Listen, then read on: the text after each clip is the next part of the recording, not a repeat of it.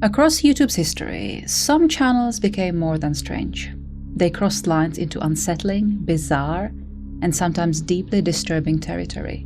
And today, we're counting down 5 terminated channels that left viewers shocked, confused, and uneasy, starting with a person who turned streaming into a huge scam operation.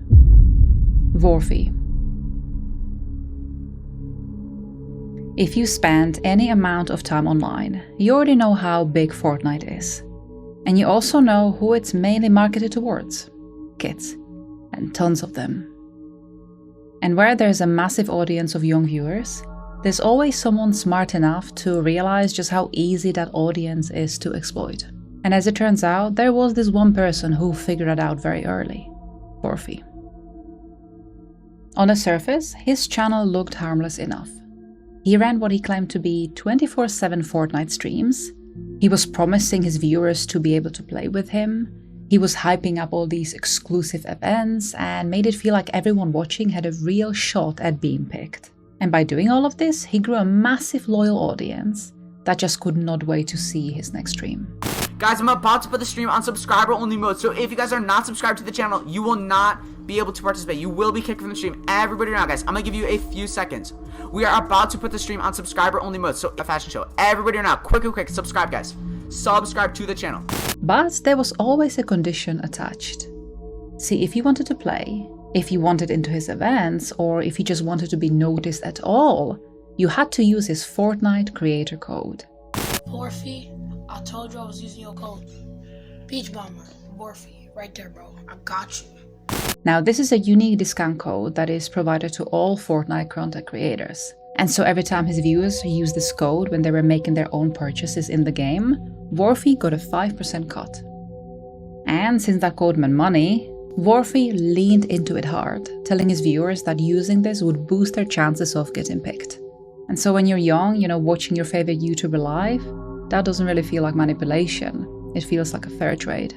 Yo, welcome to stream, bro. What's going on, man? Welcome to stream. Next person to donate can become a bodyguard or even choose the fashion show theme for the next round. Now, one of Vorphy's most popular events was this thing called Fortnite Fashion Show. And the viewers would go into extreme lengths to get a chance to be invited. And so they went on to use Vorphy's creator code over and over again. And while most of this was already very problematic, there was actually another hitch with this whole setup. Almost none of that was real. See, when Fortnite announced their huge Doomsday event, Vorphy suddenly claimed that he had this insider information about it. In today's video, we are going to be reviewing the brand new leaks revolving around the Doomsday event happening here in Fortnite. Not only that, but we do have some information containing what could be happening in the event, and as well as that, what can we be expecting to see here in Chapter 2, Season 3 in Fortnite. And so his streams exploded overnight, thousands of people tuned in. They were convinced that they were watching something live and exclusive. But in reality, they weren't. Vorphy had no new information whatsoever. This was just a big stunt to get more views onto his channel. And the thing is, it worked. His channel exploded, but not in the way Vorphy planned on. As the event was drawing nearer, everyone was able to see the countdown live on their loading screens. And that's exactly when people started noticing something very strange about Vorphy's countdown. He's been saying Doomsday Heist has been coming out on Fortnite for 2 days, and it has 5 days until it happens. 19 hours and 15 minutes. The thing is, his timer in the game wasn't moving at all. But the younger audiences never really noticed this. But then some Reddit users pieced it all together very quickly. Vorphy wasn't live streaming anything at all. He was looping the same 30-minute pre-recorded footage over and over again, while all of these donations were rolling in and his creator code kept getting used over and over again. He has been lying to us all, and you can just check right there. See, kids sat there for hours thinking they were participating in something special, when in reality they were just being farmed.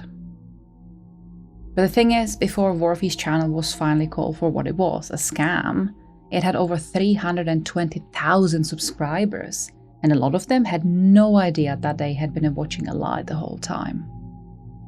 His insider leaks were completely made up, and his entire channel was just a lie. But none of that stopped Vorphy from making a ton of money from his creator code. But then came 25th of November 2020, and YouTube finally stepped in. They ended up banning Vorphy's channel for spam, deceptive practices, and scam policies.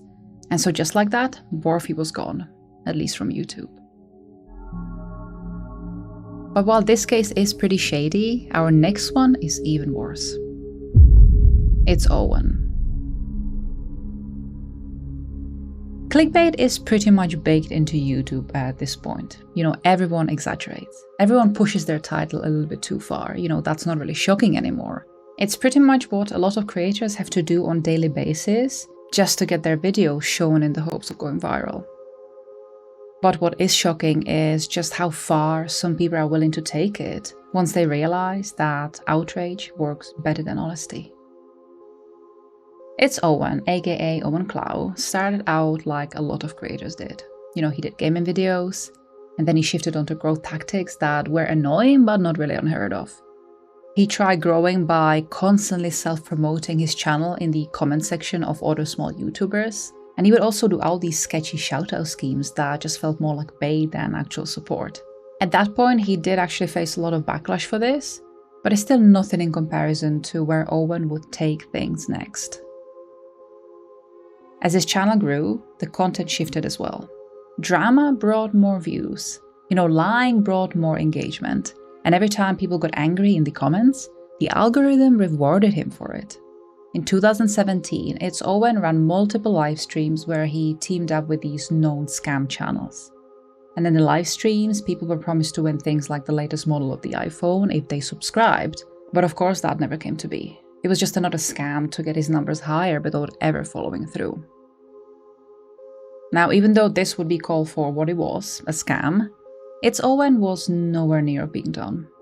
He would shift on to making clickbaity videos about well-known YouTubers, where he would tell all these overly dramatic fake stories. And while these videos were definitely infuriating for those involved, it was still nothing in comparison to what ItsOwen did next. In 2022, a popular Minecraft YouTuber called Technoblade passed away after a long fight against cancer. Now, his latest video, titled So Long Nerds, was posted on his channel, and in this video his father read out Technoblade's final message to his fans. And this hit the gaming community pretty hard. But while many were grieving and showing their support, others were not as nice. Some decided to capitalize on Technoblade's tragic passing, but ItsOwen quickly got ahead of them all. See, where others recognized how sad the whole story was, Owen saw traffic. He uploaded a video titled Mr. B's Final Goodbye to Technoblade, and within hours, it was just everywhere. In under 8 hours, the video gained over 800,000 views. People were clicking because they thought that they were watching something meaningful, and even YouTube featured it on its trending page. But everyone would be far away from the truth. The video was actually stitched together of clips of Mr. B's face and then Technoblade playing Minecraft. And at the end of it, it was just this fake tweet that Mr. Beast actually never posted himself. So this whole thing wasn't a tribute, and it wasn't informative. It was grief repackaged as content, and the backlash was immediate. Creators called him out for it, fans were disgusted, and even YouTube didn't wait long after that. ItsOwen's channel was banned very shortly after the video, but he was not prepared to let this go. See, Owen took to Twitter, tagging YouTube, and he was demanding to know why his channel, with over 1.5 million subscribers, got wrongfully terminated for repeated violations of community guidelines. He insisted that he hadn't done anything wrong, like he genuinely couldn't understand why people were upset. But once you cross the line into monetizing someone's death, well, there's no amount of backpedaling that makes that okay. His channel never did get reinstated, but reportedly, he is now on other platforms, still fishing for attention. But this is still not the worst case on our list. And our next one shows just how far some people are willing to go to mistreat their loved ones just to get more clicks and views. ImJayStation. JayStation, aka Jason Matthew Ethier, built his entire channel around one idea: death as entertainment. He would talk to dead celebrities at 3 AM, he would try the Ouija board, anything to do with paranormal, that was his jam. And together with all of these over-the-top fake reactions, millions of people were tuning into his channel every single month. At the top of his YouTube career, ImJayStation had almost 6.3 million subscribers, bringing about 30 million views every single month. His supernatural content was definitely working, and his famous 3 AM challenge was something people could not get enough of. What is popping, guys? Back with another 3 AM challenge. Tonight we are breaking all the rules of the Candyman ritual. In the series, ImJayStation would use the recent passing of known people and claim that he was able to talk to them via the Ouija board. But while many were loving his videos, there was actually a huge wave of people that started to see what his content was: a gross way of getting attention. Many started criticizing him for being unethical and having no respect whatsoever. But they actually had no idea what was coming next. A YouTuber named Etika passed away, and of course JayStation made content about it. Now that alone crossed the line for a lot of people, and other YouTubers started calling him out for it. Why is this stuff still on YouTube? He is making videos exploiting people that have passed away the day after they've passed away. To me, that's the most disrespect on the highest level. And so Jason actually tried apologizing by changing the title of the video to "I am sorry for what I did, rip Etika." But the video itself remained the same. Yet somehow this still wasn't enough to stop him. Because a few months later, he uploaded a video claiming his girlfriend had died in a car accident. What's poppin', guys? Back with another 3 AM challenge. As you guys know, my girlfriend Alexia just passed away in a tragic accident, guys. I cannot get over her, guys. I miss her so freaking much. In 2020, ImJayStation posted a video titled "My Girlfriend Alexia Died, Rest in Paradise." Now his fans were shocked at the news, but not everyone was entirely sure whether this was not just another stunt for attention. In the video, Jason cried on camera and he told the story of how Alexia passed away. But then he did this weird thing. He began asking people to subscribe to another channel in her honor. It was her dream to get 1 million subscribers, so out of respect for her, because I know that's what she would want, I'm gonna post those videos there. Now this channel was called Dream Team, and Jason explained that it was actually Alexia's lifelong dream to reach 1 million subscribers on there. He would then go on to explain that he and Alexia had filmed all of these videos before her passing, and that he would post these videos on the other channel in her honor, which was also allegedly okayed by her parents. He really framed this whole situation like grief, but it just felt off, and people noticed. Now Jason began feeling this as well, and so he posted another video where he went on to visit Alexia's place of burial. But while in his original video he claimed that Alexia passed away because of a drunk driver, in this new video he mentioned that she must have driven into a sign instead. We're gonna miss you. She just wanted to get 1 million subscribers. We were working so hard. Look what I just noticed. What? The sign right here. Oh my god. She must have crashed into the sign. And so, together with all of these details not really adding up, plus the fact that Jason had really bad acting skills, some people began calling him a liar. Because in fairness, what else screams like a grieving boyfriend than posting a video like this? We're doing the Ouija board challenge on my dead girlfriend. Let's smash the like button right now, guys. 1 like equals 1 prayer for Alexia, guys. Rest in peace. And so, with all of these details piling up, people really wanted to get to the bottom of this. And so they started digging. And there was this one guy in particular, Mutahar from Some Ordinary Gamers, who was able to confirm something really crazy. No, I don't have anything by that name on the system. So, in Toronto, nobody by that name specifically has suffered any form of death, right? No. There was never any person named Alexia who passed away at that time and place. And so, ImJayStation was exposed for being a liar, and Alexia was still alive. But not only that, She actually came forward herself, exposing all of the lies, the manipulation that had been happening behind the scenes the entire time, and how badly Jason was actually treating her. I don't even really know how to start this conversation because I don't even exactly know what's going on right now, so I can't even imagine what you guys are going through right now.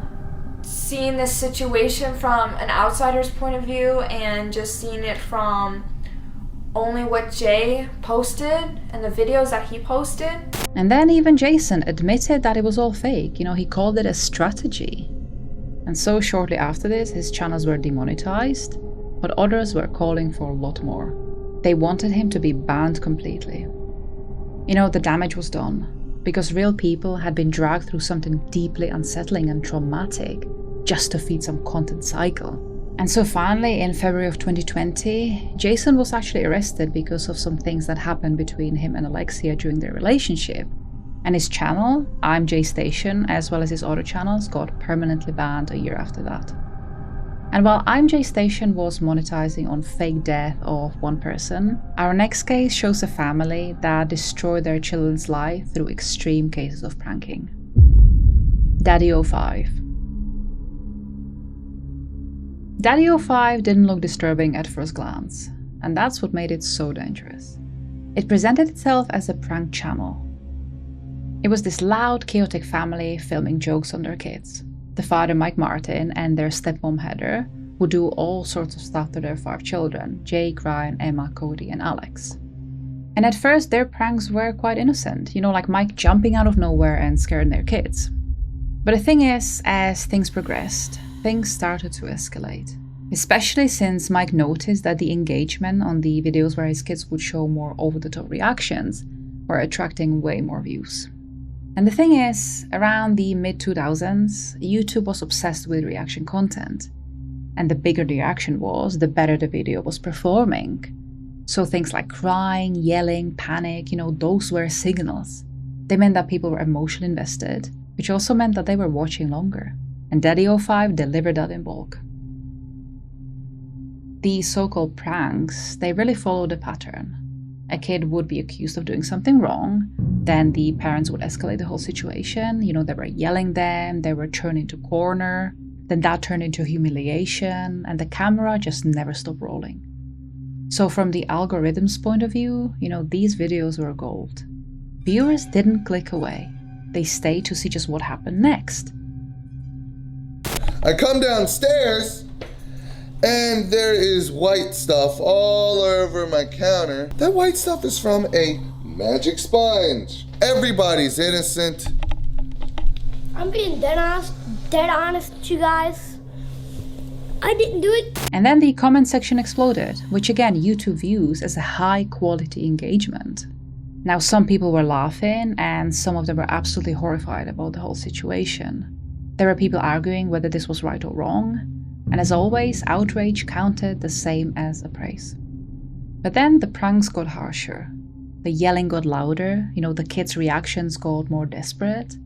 And at times they were clearly crying, they were begging for this to stop, and they were also confused about whether this was just another joke or what was happening to them was a real thing. And there was one kid in particular that would react to the pranks way more than the others, and that was Cody. Now get a sheet on the damn bed and get it clean for once. End the fucking discussion. I need another sheet because I threw up on the last one. See, because of his ODD, or oppositional defiant disorder, Cody would have these angry outbursts. He would be irritable and even vindictive towards his parents. And so he would be the one who would take these pranks the worst and having even complete meltdowns afterwards. And unfortunately, this made Cody the most likely target. I've been dealing with Cody for the rest of the damn day. His sentences are still not done. Honestly, he pretty much needs to restart all of his sentences because they're all garbage. You can't even read them. Let's go! Turn the light on, Cody. What did you do?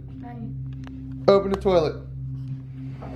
I put my chin. I poop. Yeah, that's disgusting. I can't air that. Many of the videos showed Co.Ag being put through all sorts of stressful situations, and one of them in particular stands out the most. See, one of the pranks that Mike tried to pull on Co.Ag was him telling his son that he's being sent away to live with another family because he was just too annoying. Not like me as a kid. I do like you as a kid, but you're really annoying. Now, at first, Co.Ag really tries to call his father's bluff, but then his attitude and mood visibly changes when his dad starts packing his suitcase. And then Mike even makes this fake phone call, to this family to come and pick Co.Ag up. Alex, we're giving Co.Ag up for adoption. Yes. And this is gonna be your room. And that was the point where Co.Ag actually tells his father that a real family where the parents cared about their children would never do this. That actually cared about their children would not do this. Now Mike would eventually tell his son that this was just another prank, but the damage was already done. And then the next prank, that is actually when the real life consequences would begin. In 2017, the channel uploaded a new video named The Invisible Ink Prank, a big freakout. The plan was seemingly simple. Heather would take this bottle of invisible ink and squirt it all over Co.Ag's room, and then start blaming him for it. I bought this here, invisible ink, and I'm gonna squirt it all over his carpet and start flipping out. She then started screaming at Co.Ag, who in turn was becoming more and more upset. And his brother then even stepped in and tried to defend Co.Ag, who was completely broken down crying at that point. And so the parents actually turned on to Alex and started blaming him instead of Co.Ag.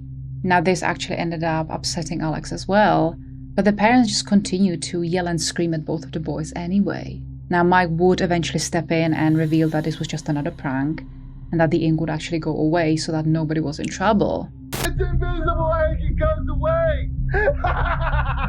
And at the end of this, you can see Co.Ag asking the viewers to subscribe to DADDYOFIVE and MommyOFIVE, while Heather is still mocking him. Like, it's absolutely disgusting. And don't forget to like and subscribe to DADDYOFIVE, MommyOFIVE. But luckily, this horrible behavior would soon come to an end. The video got a major backlash from the YouTube community, resulting in the video being removed from the channel very soon after it was posted. But things did not stop there. Other creators started calling it out. Commentary channels dissected the video, frame by frame. Viewers started reporting them en masse, not because of policy was broken in an obvious way, but because people couldn't actually stomach watching it anymore. And eventually, the Child Protective Services also got involved, launching an investigation into Mike and Heather Martin. And see, that's when the tone changed. Suddenly, this wasn't edgy prank content. It was evidence.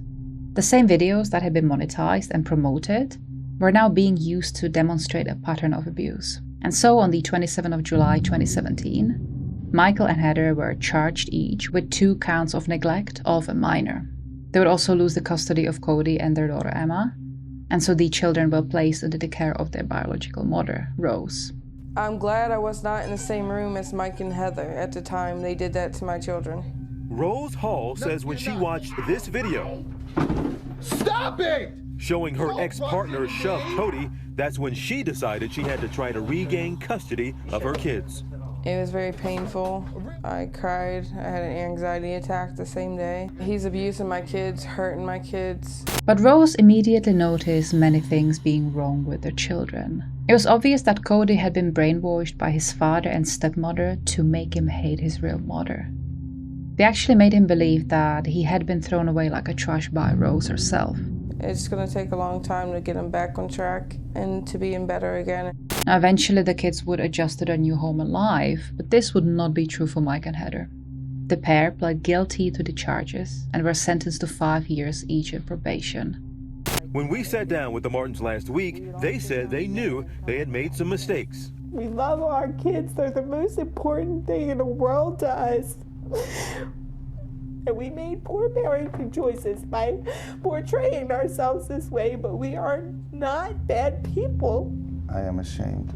It started out as family fun. It started with me and my kids. For them, it was just about making a video. But YouTube also took down their channels, but that didn't really stop them from posting more content online.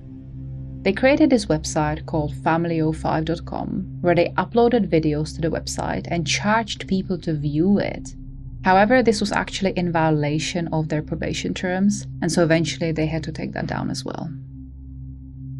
But now let's have a look at our final case, which shines a light onto one of the largest exploitation brands we know of. 7 Supergirls. 7 Supergirls looked harmless, until some of the ex-creators finally spoke out. See, back in 2008, a collaboration channel called 7 Awesome Kids was created.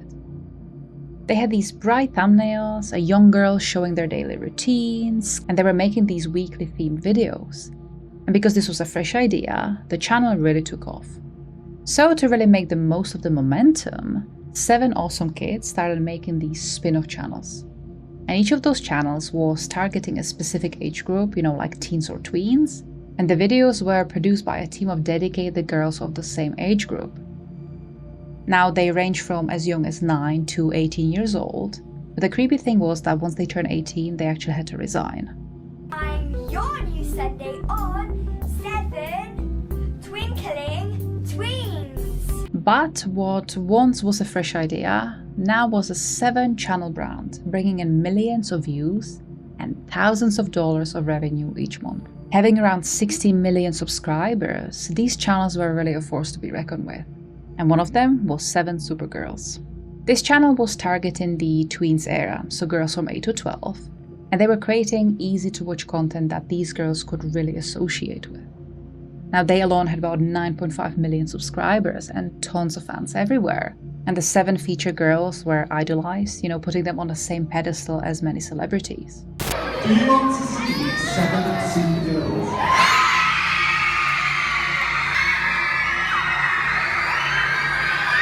But behind the scenes, things could not be more different to the light-hearted content the viewers were watching. See, first, girls had to audition to be part of the channel. And if they were selected, they then had to produce 1 video per week on a designated day, and these videos would have to be sent to the manager for approval before they could be even posted.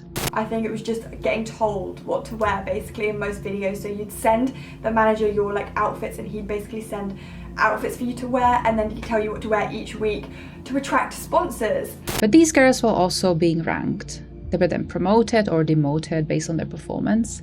Their outfits were controlled. Their behavior was scripted, even their friendships were assigned, because the brand depended on everything looking perfectly consistent. So one thing I think a lot of people don't know about the channel is the assigned best friends. And when I say assigned best friends, I mean the 54-year-old man who ran the channel, that's a story for a different day, woke up one day and decided that we were all going to have a designated best friend on the channel and that we were not allowed to be friends with anybody else. And I am not being dramatic. He literally told us that if we were seen alone with any of the other girls on the channel, it would ruin everything and we would lose all of our opportunities. He said we could not be seen with anybody in real life, because what if the viewers thought that that person was our best friend instead of the person he assigned us with? Because how horrible would that be? Not only that, but he would pit the best friends against each other. And all of the girls on the channel were genuinely friends. So we all thought it was so stupid, but he would be like, well, this best friend duo is doing better than this one. The ultimate goal was to be featured on the channel 7 Supergirls.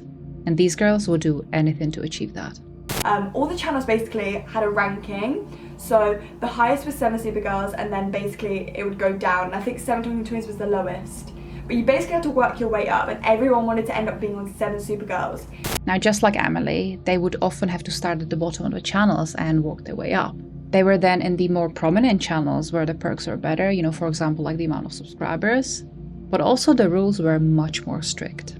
So I got on 7 Cool Tweens, and I think there was a few rules there. I remember you had to wear summer outfits in all of your videos, even when it was middle of winter. If you went outside to film, you would have to be wearing a skirt or a dress or shorts. And I remember how awkward that was to be filming in a skirt in winter. And also I remember when I was on 7 Cool Tweens, I got told about shots. So when you were filming in a skirt, your shot could be mid-length, just below the skirt, but you had to make sure your whole outfit was in it. Whereas if you were wearing, I think it was shorts, you had to have a full body shot. So all of your shots, your intro and outro had to be your whole body. And if you did a shot like this, for example, in for an outro and intro, you would literally be in so much trouble. Your video would not be sponsored and you'd get threatened to be moved down rankings.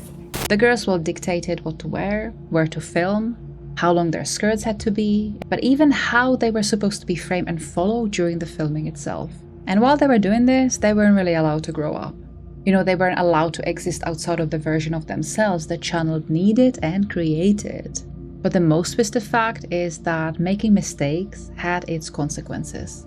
You know, sponsorships would be taken away, rankings were dropped, parents were being screamed at over the phone. And then if the girls were seen with someone else than their designated best friend, their position and sponsorships would be threatened. And that included their real-life friends, and they were basically prohibited with meeting up with them. I remember one day I posted a photo on my Instagram of me and my friends from swim team, which is a very normal thing for a high school girl to post on her Instagram, and I got a phone call, not even an hour later, of this man screaming at my mom and I saying, "You can't post things like that because what if they think that's your best friend?" See, the manager went into great lengths to make sure that none of these rules were ever broken. And this man was the 55-year-old Ian Rylett. And whenever Ian was not happy, he would call the girls' parents and yell at them over the phone. But that is not the only thing Ian did. He would threaten the girls to be moved to the lower level channels or take their sponsorships away. One thing that he used to always do is when he was with us, he would threaten us and threaten to take away everything we built, but he would do it in like riddles. So he would say things like, "The train has left the station." So I remember he called me that day and he was like, "If you don't take that down, the train will leave the station and I will take away all of your opportunities." And then of course there was the ranking in between the girls internally, which was happening every single week. Also on each channel, all of the people would have rankings, so there would be the most popular and then there would be the least popular, and you'd get told that like every week, so you'd know. And if you got to the bottom of the ranking, you'd be like threatened to be moved down a channel. And then we'd always have like group meetings and one person would always be targeted, but very indirect. It was very manipulative the way the whole meetings would pan out. They'd be very like targeted. They'd be implied but not specific. But then something really outrageous came out. It would turn out that on many occasions the images that were being sent for Ian's approval were actually not even being used for any sponsorships. They were just for his personal use, and that included girls in just bikinis.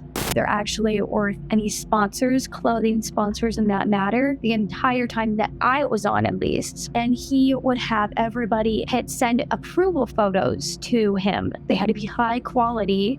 You had to send them into him, and he said that he would send them into the sponsors. Turns out those were just for his personal gain. But with more and more former girls speaking out, Ian finally got what he deserved. In August of 2018, he was arrested for the mistreatment of one of the girls, and his channels were demonetized. And the creepy saga was finally over in March of 2019, when all of Ian's channels were finally terminated. And so just like that, millions of subscribers vanished overnight, along with the years of content that had been built on strict control and exploitation. And while these 5 cases we discussed today have been dealt with, there are actually still so many more like these, you know, out and about even this second. And so if you ever see anything suspicious or dangerous, please do report it, because you actually don't know who you might be helping. Until next time.